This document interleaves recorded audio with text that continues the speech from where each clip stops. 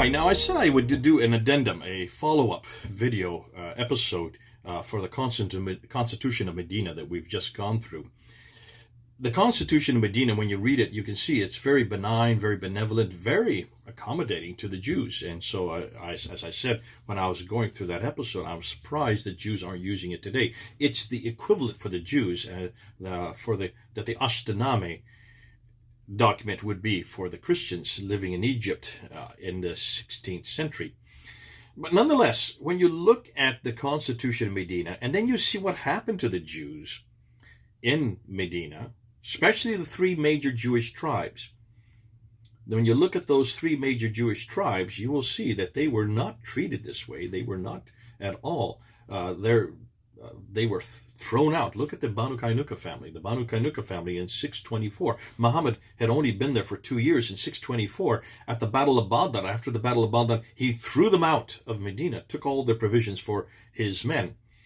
A year later, in 625, so he'd only been in Medina for 3 years by this time, the Banu Nadir refused to support him in the Battle of Uhud, which he lost, and he came back furious for the Battle of Uhud, and he, again, threw out the Banu Nadir up to Khaybar in the north. This is according to the traditions.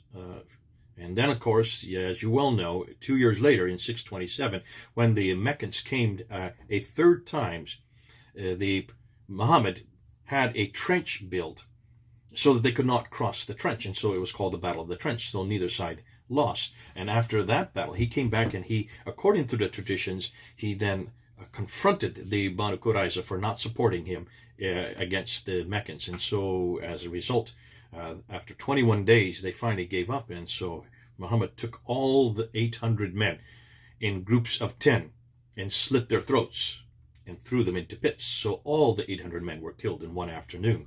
All the women were taken as concubines for his men and the children as slaves.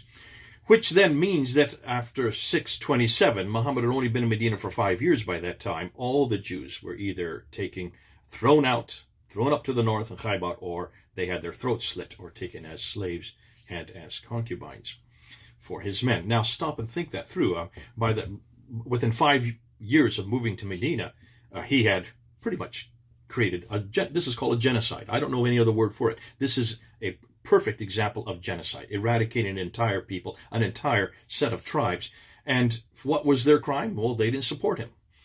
So Muslims have always come back to me, and they've said, yes, that's true, because the reason why he had to do that, the reason why he had to confront the Jews, the Banu Kainuka, the Banu Nadir, and the Banu Qurayza, is because they reneged on the Treaty of Medina, the Constitution of Medina. And I've always scratched my head on this one and said, well, if that's the case, then why is it we can't find their names? When you look at the names, and I said in the last episode, it's actually only Article 31. It's actually Article 25 to 33. When you look in the 47 articles, look at the names of those who signed the treaty. Look at those who were part of the treaty. The Banu Auf, the Banu Najjar, the Banu Harith, the Banu Sa'ida, the Banu Jusam, the Banu Aus, the Banu Talaba, and the Banu Jafna. And Shutaiba. Actually, there are 9 names. There are 9 Jewish tribes that signed. I said 8 in the last episode. I was incorrect because I forgot to include the Banu Auf. So 9 different Jewish tribes whose names are missing. And I said this in the last episode, then I'd come back to this. You notice the Banu Nadir, the Banu Kainuka, and the Banu Qurayza are not in that list. So they never signed this treaty. So they cannot be held responsible for reneging on a treaty they didn't sign. And I can see why they didn't sign it, because when you read this treaty, first of all, stipulates in the very first article that God, Allah, would be their God, and that they will all come under that God, and that Muhammad would be their arbiter between man and God. No Jew would sign it. I wouldn't sign it. I'm sure many of you, most of you who are watching me, would not have signed a treaty like that.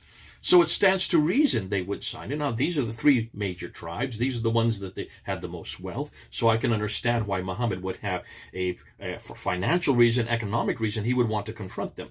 And it could be that because they didn't sign the treaty, that's why he confronted them. But to suggest, therefore, that they are guilty, and I hear Muslims saying this all the time, they had it coming to them. They are guilty because they didn't sign the Constitution of Medina. whether or not the Constitution Medina even existed, or whether or not it's even historical. We saw in the last episode it's not historical. It's nothing more than the late 9th century. But see, we have to kind of talk within the 9th century, because all these stories, including the names of these Jews, are all from the 9th century. And we already saw that archaeologically speaking and historically speaking, there were no Jews in yet. Can you see? We're going in a circle here. And that's why Muslims have it coming and going. They've got a difficulty coming and going. It's for them, they've got to prove, first of all, that there were even Jews in Medina, and then they've got to prove that this constitution is correct. But then they've also got to show, if they're going to go with that at the constitution, then you're going to have to ask, then why did Muhammad throw them all out? Why did he then slit the throats of 800 of their men? Why did he take the women as concubines and the children as slaves? Why did all this happen if there was a constitution of Medina which supported it? And their answer is, you can't say that because they reneged on it, because they never signed it. You can't have it both ways. Let's take that, bring that into the 21st century. If this constitution is what Muslims want to hold on to, if this is the constitution that they want to say as their document for all people in all places and all times, because it's the one that Muhammad did, and Muhammad is their model, he is their paradigm. If this is what they want to impose on us today, let's just ask that. Would any of us agree to this kind of constitution? Remember, let me just put it in context. I did this when I was back in London. I remember at Speaker's Corner a number of years ago, a Muslim was trying to defend it, and he was trying to say, yes, it's perfectly legitimate. That document is something that Muhammad signed. He created it. Therefore, it is a document for us today as well. And I said, well, that's fascinating. Let's just put this into the context of London. Let's just say that Muhammad came to London, and let's just say he moved to London. He had only been there for 2 years. He was not from London. He was from elsewhere, but he came and moved to London. And the majority of people in London are not Muslims. There's about 1 million out of the 10 million that are there, that I understand, that are Muslim. So a tenth of the population would be Muslim. Nonetheless, he then decides that he's going to become the leader of London immediately, and puts together this treaty, though he's not from London. So he becomes the mayor of London. Let's just say a Muslim becomes the mayor of London. Oh, wait a minute. There is a Muslim who is a mayor of London right now as we speak. Ooh, this is kind of scary, because it actually could happen. If that mayor, Sadiq Khan, if he wanted to go back to this constitution, he would have to hold to this constitution, because that comes from his prophet, that comes from his paradigm, that is his narrative. Let's just say Sadiq Khan were to take this constitution and start and demand that everybody sign it. Let's say all of us had to sign it, all of us, the other 9 million of us who had to sign it, because he is now the mayor of London. He is now the authority between man and God. He now wants us to stipulate that we believe in that God, Allah, and in the last times, and he becomes the arbiter for anything that God said. So we have to sign that. And if we don't sign it, then we can be held accountable, and we will have the same result as what Muhammad did to the Banu Kainuka, the Banu Nadir, and the Banu Qurayza family. Therefore, if we refuse to follow Sadiq Khan, the current mayor of London, if we refuse to follow him in battle, if we refuse to support him, if we refuse to actually come alongside him, then we could be seen as traitors, and because we have reneged on a document that we haven't even signed, because I wouldn't sign it, and I know the majority of you living in London, those who were from London, you wouldn't sign it. So, nonetheless, because we didn't sign the document, we could therefore be thrown out of our houses, thrown out of London. We could, if those of us who do not support him as he goes and battles against other people, then we could have our throats slit, and we can have our women taken from us, given to other Muslims, and our children taken as slaves. If that is what Muslims want to claim, if you want to claim this document, and then you're claiming that at the same time those who reneged on this document then deserve what they got, then put it into the 21st century and see if this document is relevant for today. Can you then understand why we're standing against Islam? Because it's this kind of material, it's these kind of documents, it's these kind of constitutions that I know you Muslims have to go back to. And when you do get political power, when you do get control, you're going to demand that of all of us. Why? Because you only have one paradigm, and his name is Muhammad.